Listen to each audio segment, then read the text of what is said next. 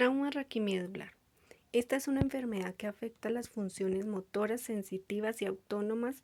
El déficit generado depende de la gravedad de la lesión, el nivel segmentario de la misma y el tipo de fibras nerviosas que se vean afectadas.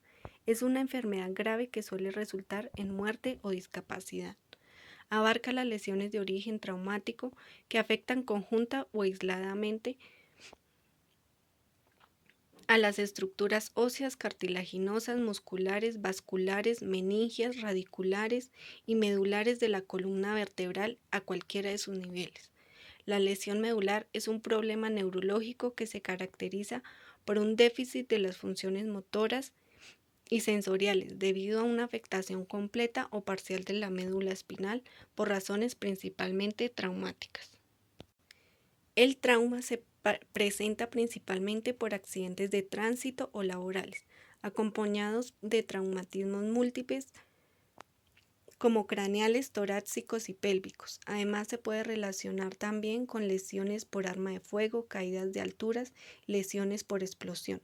Se ha convertido en un problema de salud pública debido a que requieren un tratamiento a largo plazo, altos costos en la atención y conlleva una alteración negativa en el paciente y su familia. Con el trauma raquimedular no puede recuperar la funcional pérdida debido a que el sistema nervioso, a diferencia del periférico, una vez es afectado, presenta cambios irreversibles que obstaculizan la regeneración nerviosa. Existe la lesión sólida de la médula, contusión, laceración y compresión masiva, siendo la lesión medular por contusión la más común, representada entre el 25 y 40% de los casos. El grado de lesión se clasifica de acuerdo a la Asociación Americana para Lesiones Espinales, donde nos indica que A es la más grave y E no tiene ninguna lesión. A, sus funciones motoras o sensitivas no están. B, incompleta, preservación de función sensitiva pero no motora. C, incompleta, preservación función motora. Más de la mitad de los músculos tienen fuerza menor de 3. D, incompleta, la mitad de los músculos tienen fuerza muscular 3 o mayor. E, las funciones motoras y sensitivas son normales. También se puede clasificar como tetraplegia o paraplegia, según el nivel de la lesión. La tetraplegia se trata de una lesión en la región de la médula espinal por encima de la primera vértebra torácica entre la cervical C1 y C7. Esto puede provocar una disminución de la movilidad en las 4 extremidades, las piernas y los brazos.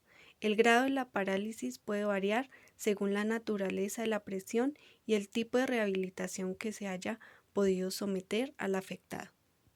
Dependiendo del grado de afección, entre las lesiones más comunes, los afectados pueden encontrarse con distintas patologías, como dificultad en el movimiento, úlceras de decúbito, infecciones urinarias, pérdida de la sensibilidad, entre otras.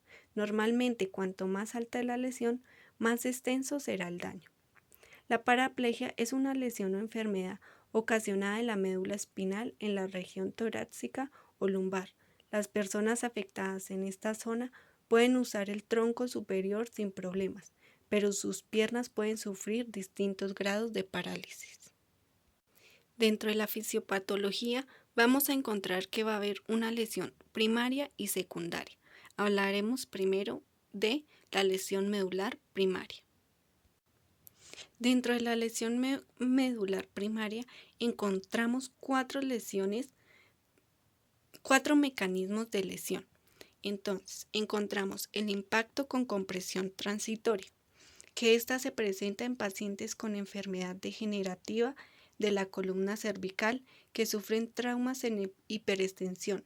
Incluye fuerzas de tracción y compresión, causando lesiones penetrantes, distensiones o desgarros en tejidos neuronales y estructuras vasculares. El impacto inicial produce el desarrollo de una hemorragia que altera el flujo sanguíneo, que produce infartos locales por hipoxia e isquemia. Esto es nocivo en la sustancia gris debido a sus requerimientos metabólicos y diferencias en la irrigación. Las neuronas localizadas en el área afectada sufren alteraciones estructurales y la vaina de mielina disminuye. Esto adicional al edema y los macrófagos presentes en el área. Son los factores que conducen al deterioro de la transmisión nerviosa. Laceración transección puede deberse a proyectiles de arma de fuego, luxofractura o heridas con elementos cortopunzantes. Distracción es el estiramiento forzado en la médula espinal, secundaria a flexión, extensión, rotación o luxación. Es más frecuente en personas con enfermedad degenerativa de la columna cervical.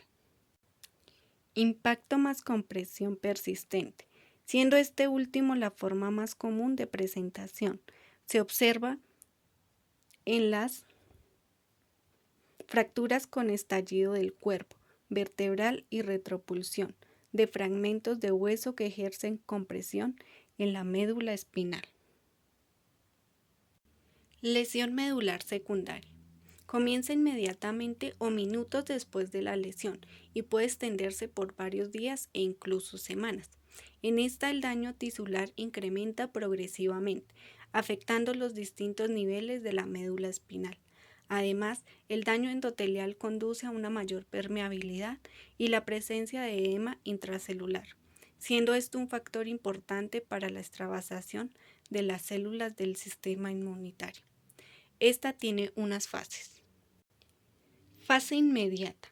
Transcurre entre las 0 y 2 horas. Inicia en el momento del trauma, con cambios detectables como la inflamación general en el cordón espinal, seguida de hemorragia en la sustancia gris central. En esta las células presentan necrosis por la disrupción mecánica de las membranas y a su vez una isquemia debido a la disrupción vascular. La interrupción brusca microvascular provoca la presencia de hemorragia en la sustancia blanca, agravando la lesión. Fase aguda. Transcurre entre las 12 y 48 horas en la fase y el daño primario se produce como resultado directo del traumatismo y una vez se superan los umbrales estructurales comienzan a presentarse alteraciones celulares y bioquímicas inmediatas. Esta fase está marcada con alteraciones sistémicas y locales como alteración de los mecanismos vasculares, desequilibrio iónico, respuesta del sistema inmune, entre otros. En esta fase vamos a tener unas respuestas a nivel vascular que nos va a generar cambios y daño a nivel celular. Los radicales libres nos dicen que la producción de esta a partir de la peroxidación lipídica de la membrana celular en las lesiones del sistema nervioso central provoca deterioro enzimático dependiente de fosfolípidos, alteración en los gradientes iónicos e incluso lisis de la membrana. Además juegan un papel importante en la hipoperfusión postraumática, ya que se presenta una reducción del flujo sanguíneo de la médula espinal, conduciendo a la aparición de edema y respuesta inflamatoria. El estrés oxidativo deshabilita enzimas mitocondriales, clave en procesos como la cadena respiratoria, producción de proteínas asociadas al ADN debido a la nitración de estas e inhiben el ATPasa de sodio y potasio, induciendo un colapso metabólico y por ende la muerte necrótica y apoptótica de la célula. Se ha encontrado que el uso de dosis altas de metilprednisolona dentro de las primeras 8 horas puede mejorar el flujo sanguíneo de la médula espinal y la perfusión microvascular, colaborando en la recuperación neurológica clínica. Por otro lado, la citoprotección a través de inhibidores de la peroxidación lipídica facilita el mantenimiento de la excitabilidad neuronal e inhibe el efecto vasoconstrictor producido por las prostaglandinas. Mecanismos vasculares. La lesión provoca una reducción del flujo sanguíneo y por ende isquemia progresiva durante las primeras horas, posiblemente asociada al vasoespasmo, inducido por el daño mecánico. La perfusión de la materia blanca disminuye los primeros 5 minutos, restableciéndose a los 15 minutos. Por el contrario, en la materia gris se presentan múltiples hemorragias y trombosis intravascular, haciendo ausente el flujo durante la primera hora y manteniéndose así durante las primeras 24 horas.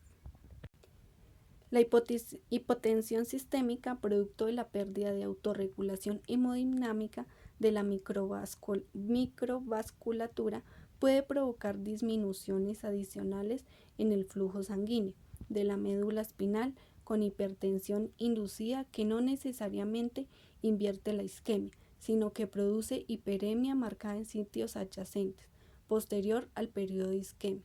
La médula puede presentar un periodo de reperfusión, el cual puede exacerbar la lesión debido a la generación de radicales libres y otros productos tóxicos que contribuyen al estrés oxidativo. Dentro del desequilibrio iónico aclararemos para qué funciona cada uno de estos componentes. Calcio. Nos ayuda en la contracción muscular, cambios de potencial de la membrana y liberación de neurotransmisores. Sodio. Ayuda a mantener el equilibrio de los líquidos corporales dentro y fuera de las células. Es necesario para la transmisión y la generación de impulso nervioso. Ayuda a que los músculos respondan correctamente al estímulo. Potasio. El organismo necesita de este para casi todos los funcionamientos, incluso para el buen funcionamiento del riñón y corazón, la contracción muscular y la transmisión nerviosa. El magnesio ayuda a mantener el funcionamiento normal de músculos y nervios, brinda soporte a un sistema inmunitario saludable, mantiene constantes los latidos del corazón y ayuda a que los huesos permanezcan fuertes. Cuando esto no es regulado, es perjudicial para la función y supervivencia celular, ya que la permeabilidad de la membrana celular se encuentra comprometida por la activación de la proteasa. Además, las concentraciones elevadas de calcio intracelular provocan daños mitocondriales, activación enzimática, cambios en la expresión génica y apoptosis secundaria a la activación de las caspasas, calpaínas, fosfolipasa A2, lipoxigenasa y ciclooxigenasa. El fallo de las bombas de sodio y potasio ATPasa, la activación de canales de sodio dependientes de voltaje y la despolarización masiva impiden la movilización de sodio intracelular al espacio extracelular. Como resultado, se produce una activación de los receptores de glutamato, generando una excitotoxicidad que daña oligodendrocitos y los axones. El aumento de potasio extracelular produce una excesiva despolarización de las neuronas, lo que afecta a la conducción nerviosa, siendo un factor importante en el choque medular. Por otro lado, la disminución del magnesio afecta procesos metabólicos como la glicólisis, fosforilación oxidativa y la síntesis de proteínas. Peroxidación lipídica.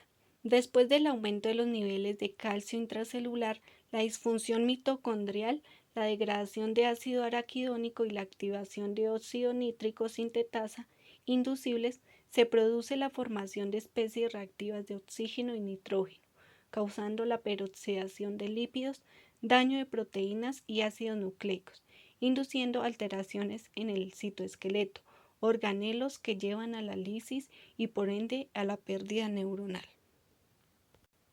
La respuesta inflamatoria luego del trauma, las células de la microglia inducen la extravasación de leucocitos, los cuales comienzan a liberar citoquinas, como el factor de necrosis tumoral, interleucina y interleuquina 1 beta, complemento y especies reactivas del oxígeno, permitiendo una mayor extravasación y mayor daño tisular.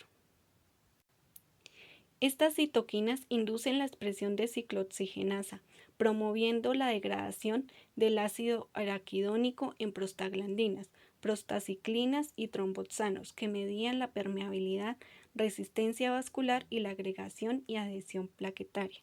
El exceso de calcio citoplasmático activa las fosfolipasas para que a partir de los lípidos de la membrana celular produzcan ácido araquidónico. La respuesta inflamatoria es importante para la eliminación de desechos celulares, lo que puede ser vital en la regeneración de las neuronas supervivientes. Sin embargo, una respuesta exagerada produce daño del tejido sano y exacerbación de la lesión.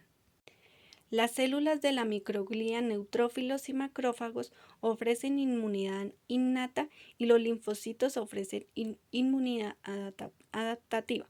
Los neutrófilos entran en la médula espinal dañada inmediatamente después de la lesión y alcanzan los picos máximos en 6 horas. Los macrófagos permanecen elevados dentro de 2 a 7 días, persistiendo hasta 2 semanas después de la lesión. Apoptosis es una forma de muerte celular programada caracterizada por encogimiento celular, agregación de cromatina y pignosis nuclear, mediada por la activación de las enzimas llamadas caspasas. Durante la fase aguda el proceso de inflamación celular y luego la ruptura de la membrana celular llevan a la muerte celular por necrosis de manera inmediata. Luego de varias horas se activa en las neuronas, oligodendrocitos, microglia y astrocitos la cascada apoptótica. En los traumas, la apoptosis se produce en el epicentro de la lesión y las áreas de generación waleriana, en la sustancia blanca, incluso después de varias semanas, contribuyendo a la desmielinización poslesión. Fase subaguda. Tiene una duración aproximada de 2 días a 2 semanas, en la cual la respuesta de la lesión permite una posible regeneración axonal. Además, la respuesta artrocitaria se presenta de forma tardía, debido a una hiperplasia e hipertrofia de la población de astrocitos alrededor de la lesión, que formarán la cicatriz glial, que representa la barrera física y química para la regeneración axonal y promueve el restablecimiento del mantenimiento. En la fase intermedia tiene una duración aproximada de 2 a 6 meses, de 2 semanas a 6 meses, caracterizada por la maduración de la cicatriz glial, producida por la respuesta artrocitaria tardía. Además, esta reacción de los astrocitos permite que se continúe la posible regeneración de los axones afectados, pero es insuficiente para la recuperación de lesiones severas.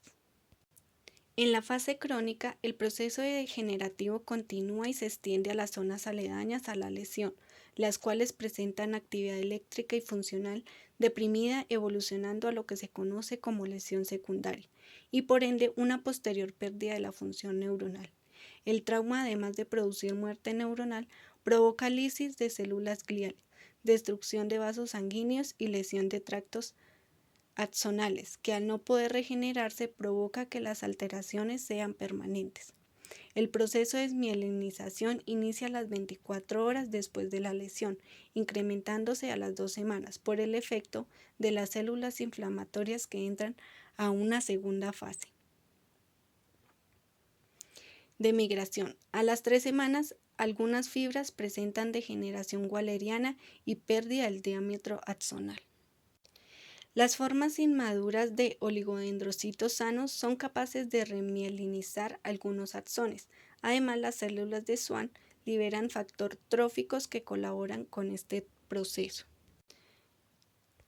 También contamos con el shock neurogénico.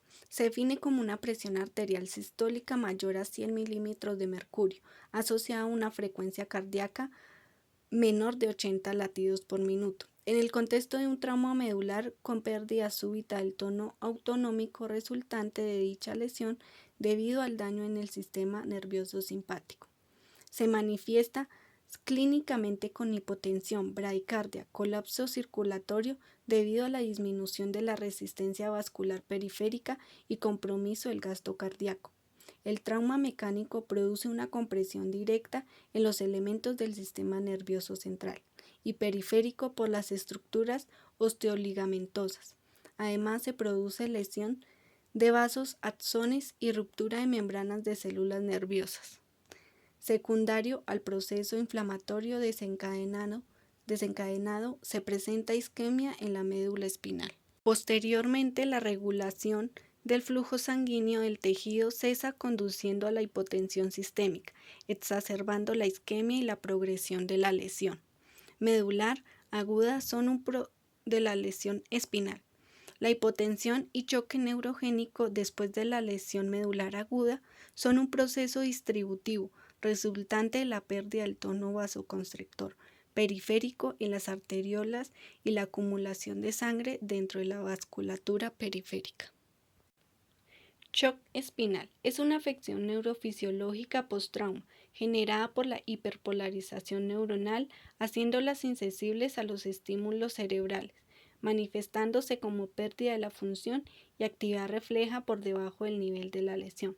El cuadro clínico se caracteriza por la presencia de parálisis flácida, arreflexia, pérdida del tono simpático, produciendo bradicardia, hipotensión y ausencia del reflejo bulbocavernoso. Estos síntomas permanecerán hasta que los arcos reflejos por debajo del nivel de la lesión reanuden su funcionalidad. El shock espinal puede dividirse en 4 fases: arreflexia, hiporreflexia, retorno reflejo e hiperreflexia. Arreflexia: ausencia de reflejos o movimientos inconscientes que se realizan al recibir un estímulo externo. Hiporreflexia: disminución de las respuestas reflejas. Hiperreflexia es una reacción anormal y exagerada del sistema nervioso involuntario a la estimulación.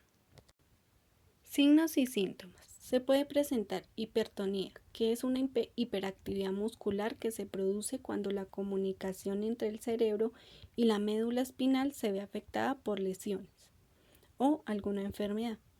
Pérdida de control normal de esfínteres. Puede abarcar tanto estreñimiento, incontinencia a vasoespasmos o a espasmos vesicales, entumecimiento, cambio sensorial, dolor, debilidad, parálisis y disnea. Este último debido a la debilidad de los músculos abdominales del diafragma o intercostales. Existen unos síntomas según el nivel de la lesión. Lesiones cervicales que indicaríamos en el cuello. Cuando las lesiones en la médula espinal se presentan en la zona del cuello, los síntomas pueden afectar los brazos y piernas y la mitad del cuerpo. Los síntomas pueden ocurrir en uno o ambos lados del cuerpo. Pueden incluir dificultad respiratoria por la parálisis de los músculos de la respiración si la lesión es en la parte alta del cuello. Lesión torácica a nivel del pecho. Cuando las lesiones en la columna ocurren a nivel del tórax, los síntomas pueden afectar las piernas. Las lesiones en la médula espinal cervical o torácica alta también pueden ocasionar hipotensión o hipertensión, sudoración anormal, dificultad para mantener la temperatura normal del cuerpo. Lesión en la columna lumbosacra, región lumbar. Cuando las lesiones en la columna son a nivel de la región lumbar, los síntomas pueden afectar a una o ambas piernas. Los músculos que controlan los esfínteres anal y vesical pueden también afectarse. Las lesiones de la médula pueden dañar la médula espinal si se encuentran en la parte superior de la columna lumbar o las raíces nerviosas lumbares sacras o si están ubicadas en la columna lumbar inferior. Dentro de las pruebas diagnósticas encontramos las radiografías.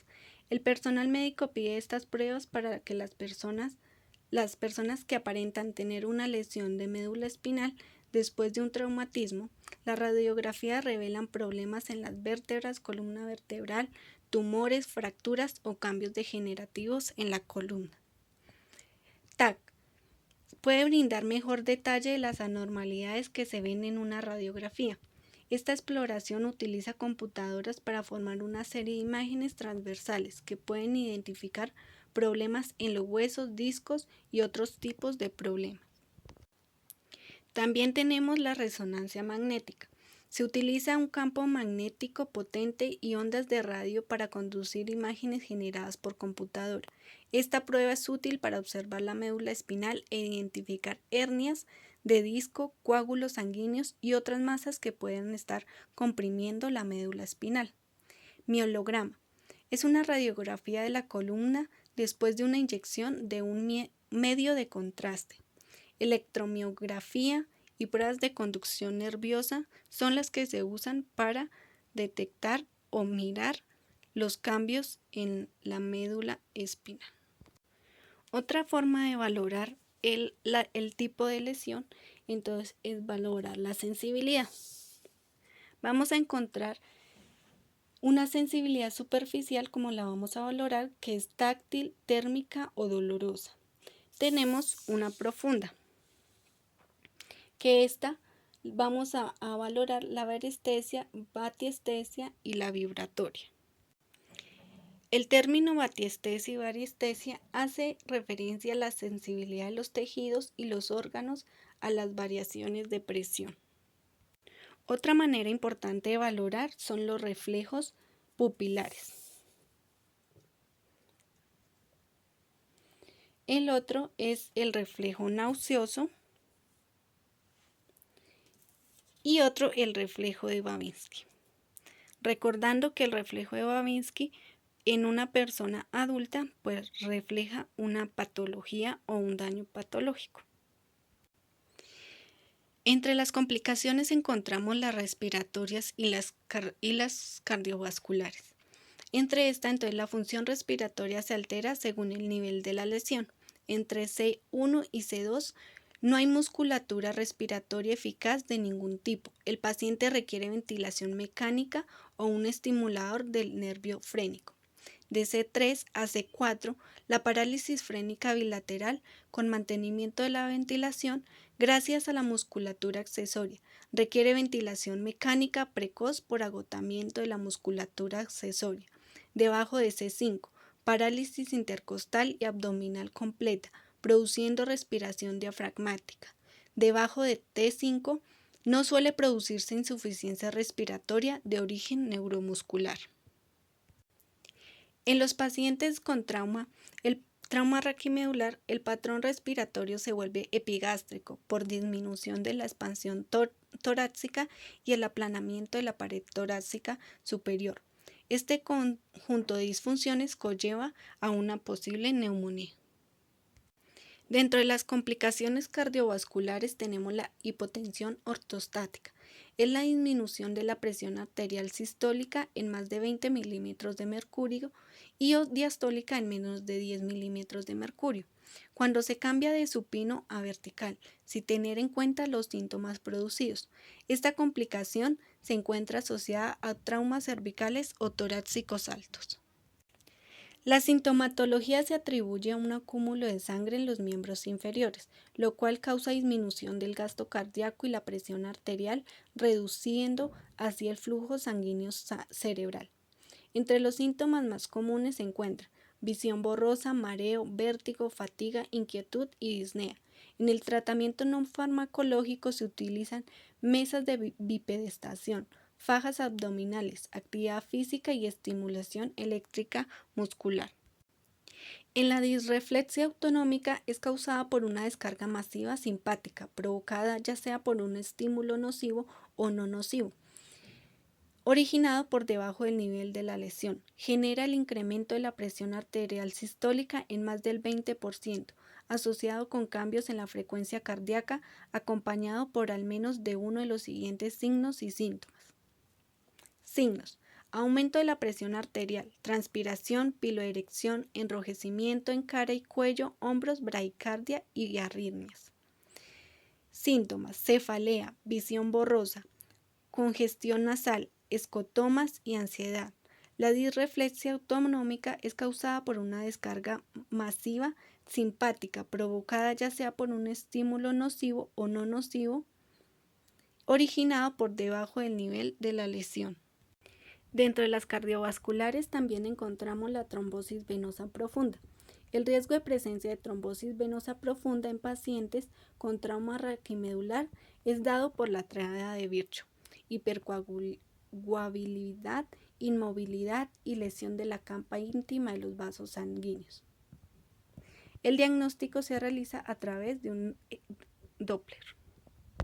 También encontramos complicaciones musculoesqueléticas, disfunción vesical, dolor neuropático que va a perdurar hasta mayor a 6 meses, disfunción sexual tanto en la mujer como en el hombre y lesiones por presión, debido a al tiempo prolongado dentro de la hospitalización o estadía en una cama. Dentro del tratamiento farmacológico encontramos los esteroides que, como habíamos nombrado, la metilprednisolona se aplica endovenosa, funciona como neuroprotector que inhibe la peroxidación de lípidos y las citoquinas inflamatorias, modulan la respuesta celular inmune inflamatoria, mejoran la perfusión vascular y previene la entrada y acumulación de calcio en las células. Las naloxonas, antagonista inespecífico de los receptores de opiáceos, su efecto es disminuir la severidad del shock neurogénico y mejorar el flujo sanguíneo de la médula espinal sin lograr reproducirlo. Y entre los bloqueadores de calcio encontramos el nimodipino, que como bien dice, bloquea los canales lentos de calcio dependientes del voltaje de tipo L y como consecuencia protege a la neurona de la sobrecarga de calcio, que se observa en situaciones de isquemia y en procesos degenerativos neuronales. Contamos con otros tratamientos que son la inmovilización. Es posible que necesite tracción para estabilizar la espina dorsal, para alinearla adecuadamente o por ambas cosas. En algunos casos, un cuello rígido puede funcionar. Una cama especial también puede ayudar a inmovilizar el cuerpo. Tenemos la cirugía. A menudo es necesaria la cirugía para extirpar fragmentos de huesos, objetos extraños y corregir hernias de disco o vértebras fracturadas que parecen estar comprimiendo la espina dorsal. También puede ser necesaria la cirugía para estabilizar la espina dorsal y prevenir futuros dolores o deformidades. Tenemos un tratamiento experimental en el cual los científicos tratan de mantener o detener la muerte celular, controlar la inflamación y promover la regeneración de los nervios. Por ejemplo, pueden reducir significativamente la temperatura corporal, una afección conocida como hipotermia, durante 24 a 48 horas para ayudar a prevenir una inflamación dañina. También se debe contar con tratamiento psicológico para la persona por el estado en que va a encontrarse después del trauma y fisioterapia para una rehabilitación completa. Dentro de los diagnósticos de enfermería encontramos riesgo de deterioro de la integridad cutánea relacionado a inmovilización física. Segundo, patrón respiratorio ineficaz relacionado con lesión neurológica. Tercero, riesgo de caída relacionado a deterioro a la inmovilidad física. Cuarto, riesgo de infección relacionado a procedimiento invasivo o alteración de las defensas primarias. Quinto, riesgo de desequilibrio de la temperatura corporal relacionado a traumatismo.